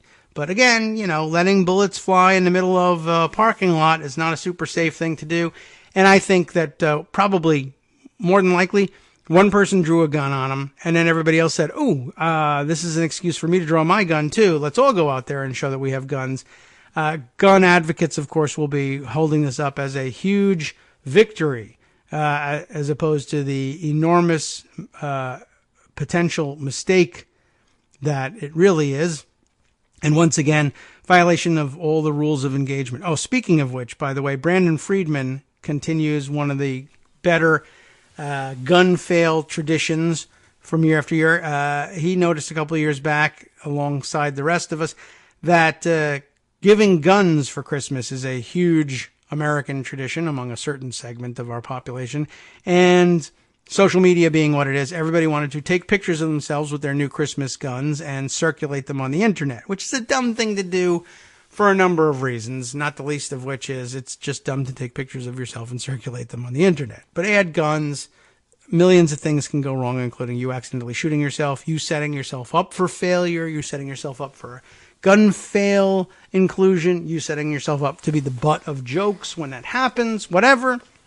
In addition to which, alerting everyone in your neighborhood that there's something new to steal out of your house, which is also dumb. But of course, a lot of times the gun enthusiasts think the presence of this gun will prevent this gun from being stolen, when in fact, just physically speaking, the presence of the gun increases the likelihood of guns being stolen from your house, because if there weren't guns there, then guns couldn't be stolen from your house. But beyond all of that, it's just a very dumb thing to do. And what Brandon, though, is looking for is something that we see is relatively common, though he did say he found surprisingly fewer examples this year than in most previous years, which is a good thing, whether that's because more people are handling their guns safely, less people are giving guns for gifts, or it's just that less people are dumb enough to Instagram or otherwise photograph themselves and circulate it on the internet that they have new guns. But Brandon, who is a U.S. Army veteran himself, took particular exception to the pictures of people with their brand new guns violating gun safety protocol, like literally straight out of the box. They've just unboxed the guns and they are holding them up with their fingers on the trigger. A violation of several of the cardinal rules of gun safety. Don't put your finger on the trigger until you're ready to shoot, for one. And two, treat all guns as if they are loaded at all times. Of course, very often in pointing those things out on Twitter, you get pushback from gun enthusiasts who say, well, there's one time that you absolutely know that the gun's not loaded is when it's just straight out of the box. And the answer to that is, there are multiple answers to that. And one is, hey, you never know anything. Another issue here is, I've collected stories of people who have bought guns from gun shows, what they thought was brand new, but they were in fact loaded after all. And then, of course, the more important, the most salient, I think, of all the points is, look, you people are constantly saying that liberals are too dumb to know that guns make people safe, and guns make people safe because gun owners follow all the rules of gun safety at all times, and that's what keeps us safe. That's what keeps us all from getting injured, accidentally injured or killed, just from being around these inanimate objects. And we follow all rules of gun safety, except when we don't, in which case this doesn't matter. But, honestly, if you're following, if guns make people safe on balance, or always make people safe and never endanger anyone because they're just inanimate objects and guns don't kill people, people kill people, etc. Well, you can't say that that's the case because we always follow the rules if you don't always follow the rules. So that's just the bottom line of it, and people are constantly doing that, and they can't help but take pictures of themselves with fingers on the trigger, and if it's not a conscious decision to put your finger on the trigger, then so much the worse, in my opinion. You don't even know that you're in danger of hurting yourself or others. And of course, very often people point those guns at one another as well, which violates another of the cardinal rules. Never point the weapon at anything you're not willing to kill or otherwise destroy. So, the cardinal rules of gun safety that they're constantly preaching, as you know from listening to the show for many years, are few in number, and they violate almost every single one of them within minutes of unwrapping their gifts, and that's disappointing, to say the very least. Okay, let's see. There are other stories here, and maybe we can give some time over to this one because, I don't know, it's the kind of thing that we got to do. On whatever day we did this, Monday, was it, that we recorded the segment, I got comments from both sides on the story we included in finishing out the Monday roundup from BuzzFeed News, the Yellow Vest riots.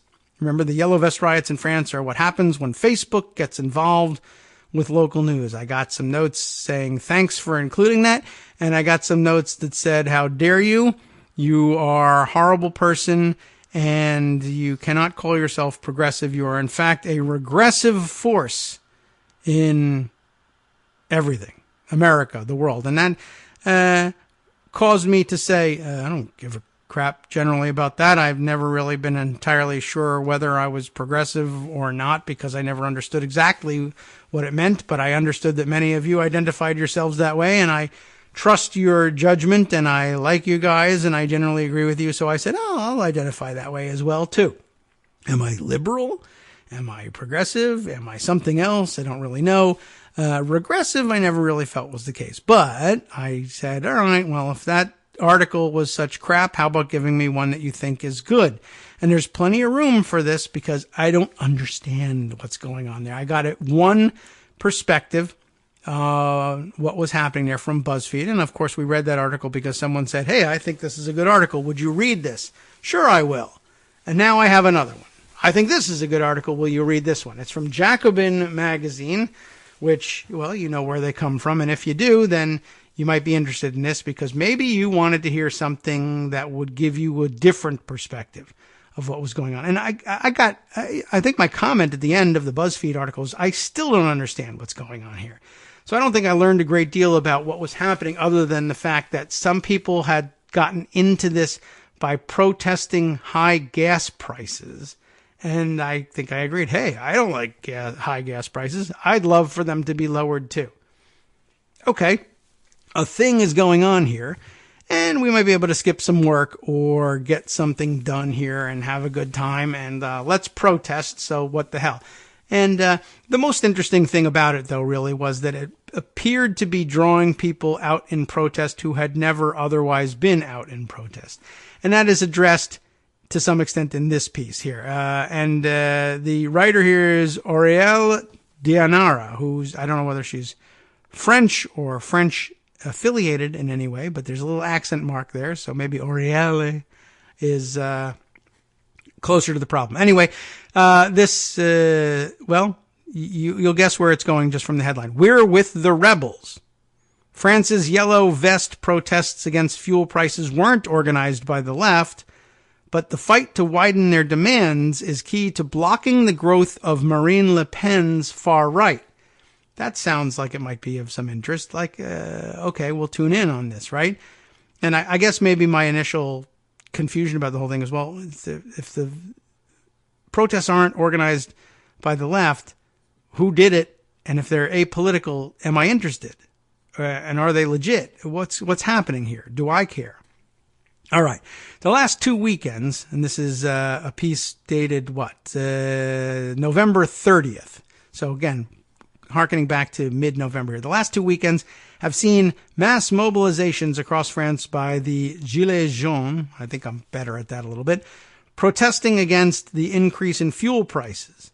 On Saturday, November 17th, 282,000 of these yellow vests, so named after their distinctive high-visibility vests, which all motorists have to carry by law, mobilized around the country, mounting roadblocks of road intersections and roundabouts, snail operations to slow traffic, and actions to defy tolls. There were more than 2,000 actions across the country, almost 400 arrests, several hundred injured, and 1 dead. That day saw clashes with the police, and the movement continued over subsequent days without respite, despite repression. On November 24th, according to the Interior Ministry estimate, 106,000 people took part in the protests, including the 800 who made it to Paris for the self-proclaimed Act 2 of the movement. While the police prefecture banned protesters from approaching the Élysée, the presidential palace, in fact, demonstrators did take over the central avenue, Avenue des Champs-Élysées. Oh, probably the worst pronunciation ever, sparking violent clashes with police that continued throughout the day. Some Gilets jaunes have already announced their intention to return to Paris next Saturday. That would already have taken place, of course, but also notable is the media coverage of these protests. Indeed, no other recent social movement in France has had similar visibility. They're wearing visibility vests, you see.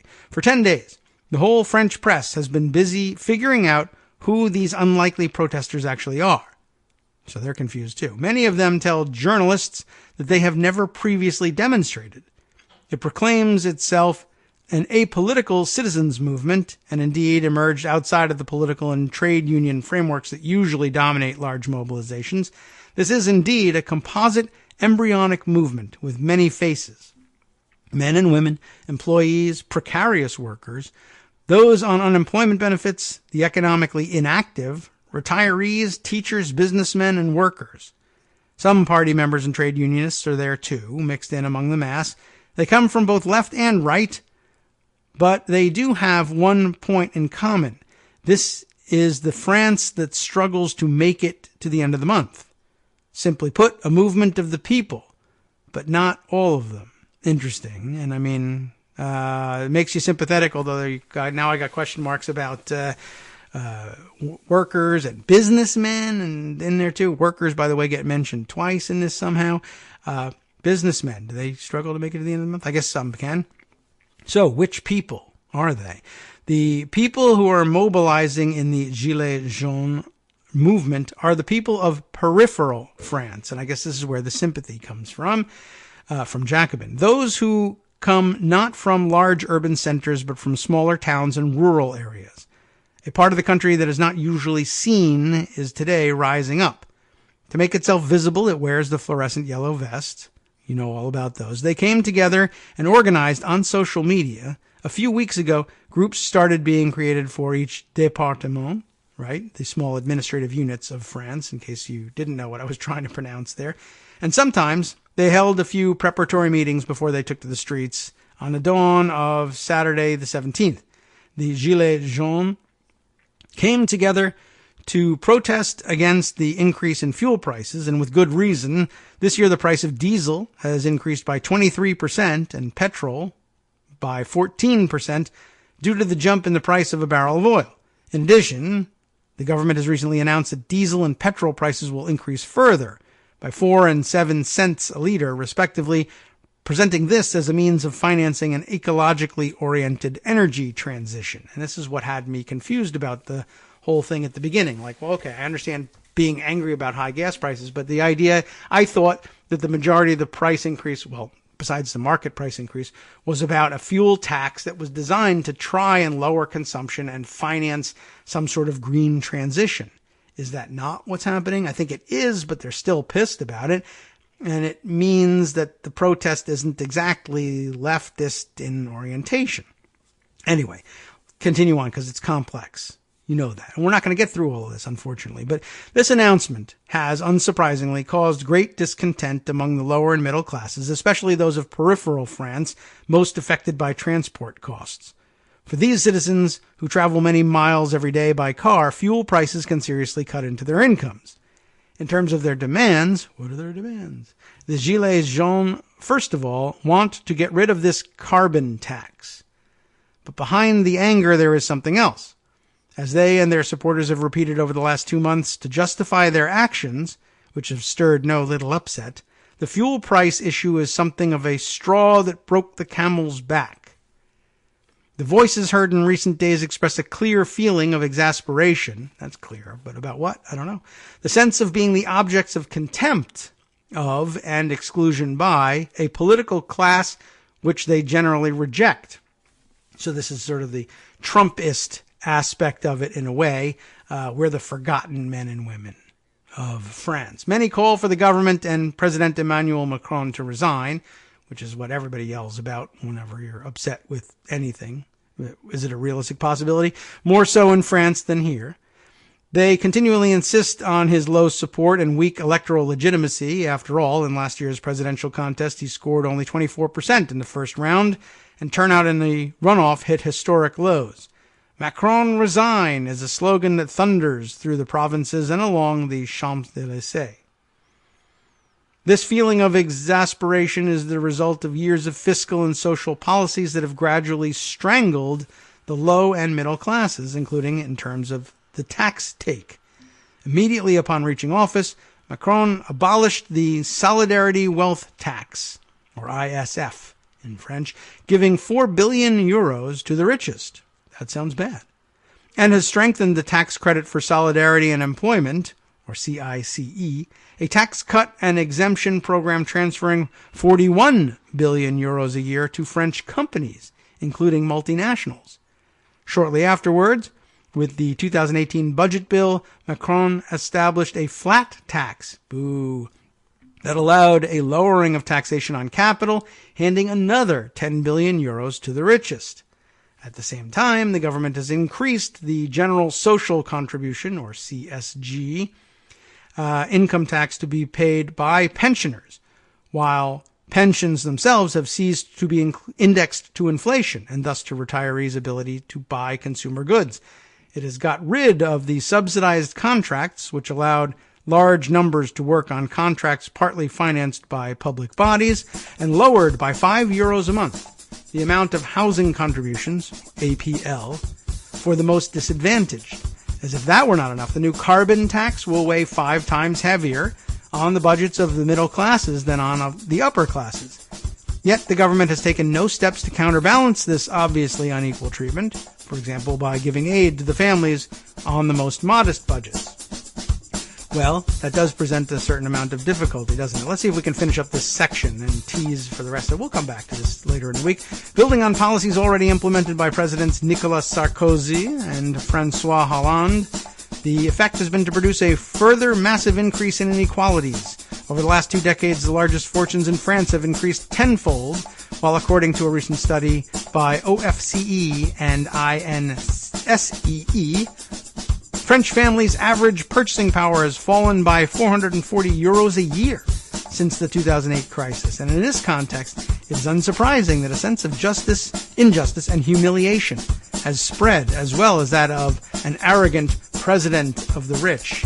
And you can see now why this would be of interest, certainly to Jacobin and to others who protested that we were giving an uneven view of the protests, and I suppose that we were. I'm glad for the opportunity to do this. I don't know why it makes me regressive that I read the other one first, but hey, I disagree with that assessment. From Daily Kos Radio on networksradio.com, you have been listening to the Kagro in the Morning Show with David Waldman. Well, thanks for listening, and do stay tuned for the West Coast Cookbook and Speakeasy coming up next with Justice Putnam. I see Rick Santorum has made it back into his news, blaming Barack Obama for strangling the economy with 7 straight years of economic growth. Well, that's the way it goes in Rick Santorum's mind. Stay tuned for that and much more next.